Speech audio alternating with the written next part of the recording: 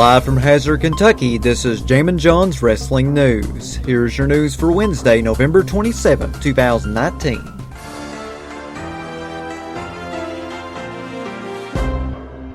On the new episode of his After the Bell podcast, Corey Graves issued an apology to Mauro Ranallo over his tweets that caused Ranallo to disable his Twitter account and take a leave of absence from WWE television. Here's what Graves said, courtesy of HealByNature.com.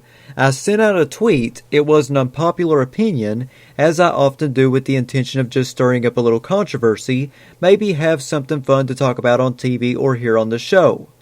It was maybe not the most professional way to go about things, and it was not meant to offend, disrespect, or disparage anybody. That was never my intention. If it has taken as such, I apologize deeply. That was not my intention. I would never intentionally cause anybody any undue stress, especially a coworker. And with an update on the Mauro Ranallo Corey Graves situation, ProWrestlingSheet.com noted the following regarding that by saying, according to sources, Corey wrote these tweets to play into the brand warfare element of Survivor Series, and the SmackDown announcer planned to bring them up on commentary in a joking manner when he was joined by Mauro at the desk the following day. PWInsider.com is reporting that WWE was notified yesterday that Mauro Ranallo wouldn't be traveling to Orlando for NXT tonight. It's unknown when Ranallo will be back on television. Stay tuned to Jammin John's Wrestling News for any further breaking news updates on this story. During an appearance on Corey Graves' podcast, Kevin Owens talked about his appearance at NXT TakeOver War Games by saying, "It's been a constant throughout the last few years that anytime I hear anybody at NXT getting injured or for some reason not being able to make a show, whether it's a storyline or not, I always send Triple H a text like, 'Hey, if you need somebody, I'm here.' We always have that little insider joke, and so the same thing happened when I heard about Gargano was taking off TakeOver. Owens said that he immediately texted Triple H saying, 'I hear Johnny's out, I'm available.' And then this time the answer was, 'Well, actually, that's a possibility. I'm looking into it.' Kevin Owens said, 'Oh crap, alright.' And then Triple H called him in the middle of his European tour a couple of weeks ago and let him know it was going to happen. Kevin Owens continued on by saying, 'I guess I was sitting on it for a week and a half. We didn't tell anybody. I'm astonished it didn't get out because especially that day, we didn't take any precautions to try to keep it a secret. I was just walking around with the guys and I was just there like, I was just another NXT guy.' So that fact that it didn't somehow leak that I was going to be in the match was a nice surprise because I don't know what it is about our industry and where we work that makes everybody want to tell everybody everything." Thanks to eWrestlingNews.com for the quotes. During an interview with KISS 103.5, Seth Rollins explained why he's been provoking CM Punk on social media. Here is what Rollins said courtesy of 411mania.com. Rollins said, "Look, man, he spent 5 years on hiatus. Good for him. Hopefully he's got his head right. But he comes back to sit behind a desk and talk?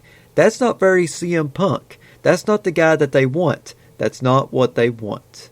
And finally, here on Jammin John's Wrestling News, Mike Kanellis recently appeared on the Smarks and Stripes podcast, and here are the highlights courtesy of 411mania.com. On why he asked for his release from WWE, Mike Kanellis said, "Yeah, and me and you have talked about this on a personal level, and we've been friends for a long time. But for me, it was all personal. It had nothing to do with the company. Since the minute I got to WWE, they treated me great. They treated my wife great. They treated my daughter great. They treated me great. You know, when I came out and said I had an addiction, there was no negativity from anybody, just constant support. And so, or me personally, having been almost 2.5 years sober, it got to the point where I started reflecting on my past and what I did. And it became very hard for me to almost sit and reflect on the fact that I blew 4 years of my life doing drugs. And now, I felt like my mind was clear, my head was clear, and I just wanted to work. I just want to wrestle. I just want to work. Like, I feel like I could do and have my best matches right now, and it's extremely difficult when there are so many people on the roster and you just don't get that opportunity. And like I said, everybody wants to come at me negatively and say I'm mad. I'm not mad at anybody. Like, I'm genuinely not. And if WWE called me tomorrow and was like, 'We're going to put you on TV,' I'd do it. I'm not mad. I just want to work. And I just want to work a lot. I just want to be able to go home and tell my daughter that, Daddy put in the time, Daddy put in the effort. It's incredibly difficult for me to go on social media and preach. You have to work hard, you have to work your butt off, and then not do it myself. And so I'm a worker. I've always been a worker, and now I'm at the point where I just want to work and work and work. And I'll go wherever that opportunity exists. On why he hasn't received the opportunity, Mike Kanellis said, well, I think honestly, again, I just go back to it. There are so many talented guys on the roster right now. So I mean, and I'm not saying I'm not, and I'm not saying that I wouldn't be a good fit. What I'm saying is, if those guys are getting the opportunity and doing their job and they're successful at it, then they won't necessarily have to look for the next man up. There's no need. You hope it's next man up when, you don't hope that someone goes down, but you hope that you're ready if someone goes down. But wrestling right now is loaded with talent. I keep hearing people talk about it. It's the best I've ever seen in any company, on independence, on any national company. It's just loaded. Everyone's just really freaking good right now. And I just think my opportunity hasn't existed. And I'm 34. I have 10 or 12 years left in me, so I don't want to waste them. On why WWE hasn't granted the release, Mike Kanellis said, as far as not giving me my release, I think it's like anywhere. Like the New England Patriots aren't going to trade or release a player that they think the Jets are going to pick up. And I think we have to think of it like that. It's not a negative, it's just how it works. It works in sports, it works in wrestling.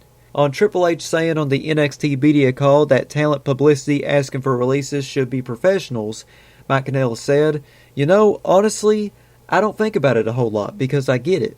I have a brand, he has a brand. Again, I have no negativity or animosity, and that's kind of where my life has pushed me. I get it. And I also think we live in a different time. I think we live in a social media time that we all have to adapt to. That wasn't necessarily there in the past.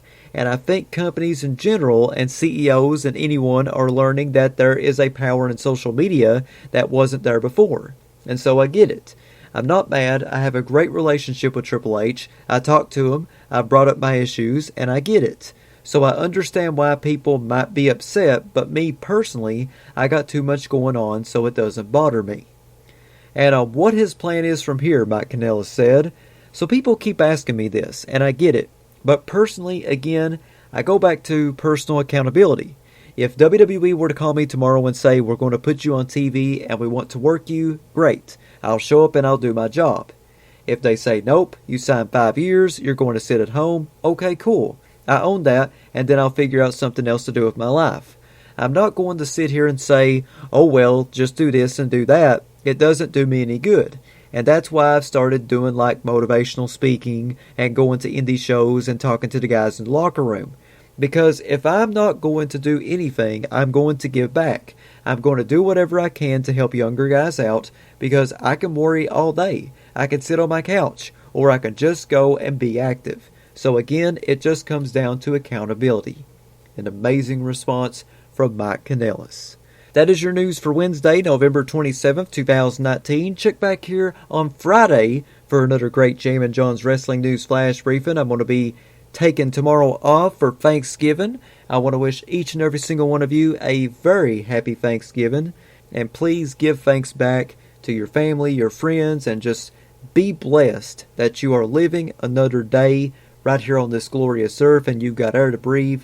Just be so blessed that God has given you another day. And if you don't believe in God, just be blessed that you are still alive and that you still have a purpose. And if you feel like you don't have a purpose, please don't feel that way because you do. You can feel your heartbeat. That right there is the prime example that you still have a purpose and you are still pushing on. So have a great Thanksgiving. I'll see you back here on Friday on Amazon Alexa devices, Spotify, YouTube, Stitcher, iTunes, and Player FM. Follow me on Twitter at John Caldwell, JONCOLWELL. Follow me on Instagram to Jammin John. If you'd like to sponsor Jammin John's Wrestling News, or you are a wrestling promotion wanting to get your next big event out, you can email me, jzcaldwell@gmail.com. That's JZCOLWELL@gmail.com. Big shout out to Ryan Hurdle and Tony Nelson for subscribing to my Patreon. You too can subscribe to me by going to patreon.com/JamminJohn. I have free packages on there ranging from free to $7. Not a whole lot of money. I would greatly appreciate it if you decided to support me a little bit financially. Once again, that's patreon.com/JamminJohn. This is Jammin John saying thanks, goodbye, and have a happy Thanksgiving, everybody.